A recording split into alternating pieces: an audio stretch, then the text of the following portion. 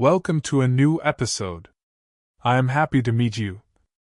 The stories of strange and unusual creatures, and the unknown beings, exist frequently and are transmitted all over the world. Especially soldiers. Soldiers who go to places not yet discovered by humans. They go to forests, or deserts, or remote regions. Sometimes the desert is entirely covered with snow. They discover creatures and return with stories that no one before them had ever heard. Today's story is related to Vietnam, in the 70s, when American soldiers encountered strange and unusual creatures they had never seen in their lives before. Welcome truly to the stories of strange and unusual creatures. There is no people and no society without stories about them. Every nation has names of specific creatures, whether walking on land, flying in the air, or in the sea. Today's episode is related to Vietnam, in 1970, exactly in the summer of that year. In a region in South Vietnam, about 50 kilometers from the demilitarized zone, an American military battalion was walking during their reconnaissance missions, whose purpose was to ambush the enemy, an enemy they would encounter in the forests. It is known that the Vietnamese fought through guerrilla warfare. They hid in the forests on the trees, dug tunnels underground, and also used caves. The mission of this battalion was to move, explore, and conduct reconnaissance. They carried compasses, determined the distance to walk, and returned to their military camp. The battalion was on the road, and at night, they began this patrol, around midnight. While walking and scouting, they suddenly heard noises. They immediately took ambush positions, hiding, with weapons in hand, waiting for the enemy, either to face him in combat, force him to surrender, or enter an exchange of gunfire. They waited about a third of an hour, but nothing appeared. Then they continued on their way, still cautious. They could only see by moonlight. We are speaking after midnight, in total darkness, but there was the light of the moon. They also had flashlights, but they didn't use them so that the enemy wouldn't see. At one moment, they saw a short wall made of stones, half a meter high, blocking the path. They asked themselves, what is the meaning of this wall? Why block the path? The road continued on the other side, but this meaningless wall cut across it. As they were discussing, they noticed another path in the forest to the left. This path was also arranged, like the first one, but not an official road. It looked like someone had cut branches to make it. They followed it, cautiously, suspecting it could be a trap. After a while, they saw the path leading directly to a cave, not to any other place. As they approached, they smelled a disgusting odor, one they had never smelled before in their lives, a stench like rotten meat, plus other foul things. Very repulsive.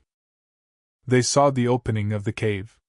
They said to themselves, the one who made the path, and the one who built that meaningless wall in the forest, must be the one who lives in this cave. Meaning, we discovered a Viet Cong group. They decided to fall back and watch. Each one took his position, hiding behind trees. They spoke softly among themselves, discussing the smell. What could it mean? Was there something dead inside? They also noticed that the walls of the cave were very smooth, as if made by a machine, not natural erosion. While discussing, they heard sounds and felt movement inside. Two figures appeared, tall in stature. They observed them closely and realized they were not humans. As they approached, in the moonlight, the vision became clear. They were in front of what are called reptilians. They described them as resembling a lizard standing upright on two legs. They had bodies like humans, with legs, but a long tail like a crocodile's. They stood on 2 feet, with large hands and claws like an eagle's talons. Their skin was covered with thick scales, dark green tending to black. Their eyes were large, similar to human eyes, staring directly. They had teeth and a frightening appearance. They were about 2 meters tall. They began speaking in a strange language, full of hissing sounds and clicks, like snakes. Then they turned their gaze toward the soldiers' hiding place, as if sensing them. One of the creatures raised its hand and pointed. At that moment, one soldier panicked and opened fire with his machine gun. Immediately, the whole battalion began shooting. The two creatures quickly retreated into the cave they had come from. The commander ordered them to cease fire, but they continued for a few more seconds before stopping. When they approached, they found blood, not red, but greenish, with a disgusting odor even worse than before. They realized the stench was coming from the bodies of those creatures, maybe their urine, or something else secreted from them. The smell was overwhelming. They debated, should they enter the cave or not? But they feared it was too dangerous. So they decided to place explosives at the entrance and blow it up, sealing the creatures inside. And indeed, they put all their dynamite, grenades, and explosives, and detonated them, collapsing the cave. The soldiers swore secrecy, and for years they never spoke of it. Until one day, 11 of them gathered at a reunion, and one mentioned the incident. "In that summer, in that place, this is what happened to us." The story spread. Later, more American soldiers in Vietnam told other stories, about giant snakes 30 meters long, or strange apes resembling humans. The topic of the reptilians became a subject of controversy. There are many stories about creatures living with us on this earth, in mountains, deserts, remote places, under the ground, or under the sea. And the saying, "There is no smoke without fire," makes some believe. Politicians and responsible people have testified they saw such beings.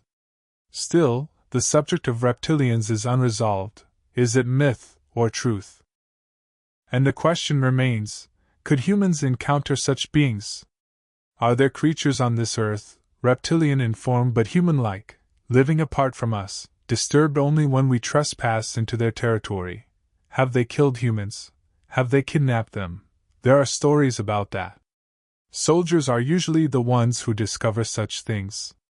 My brothers and sisters, as always, your opinion matters to me. What do you think about this strange and unusual story? Could it be real, or not?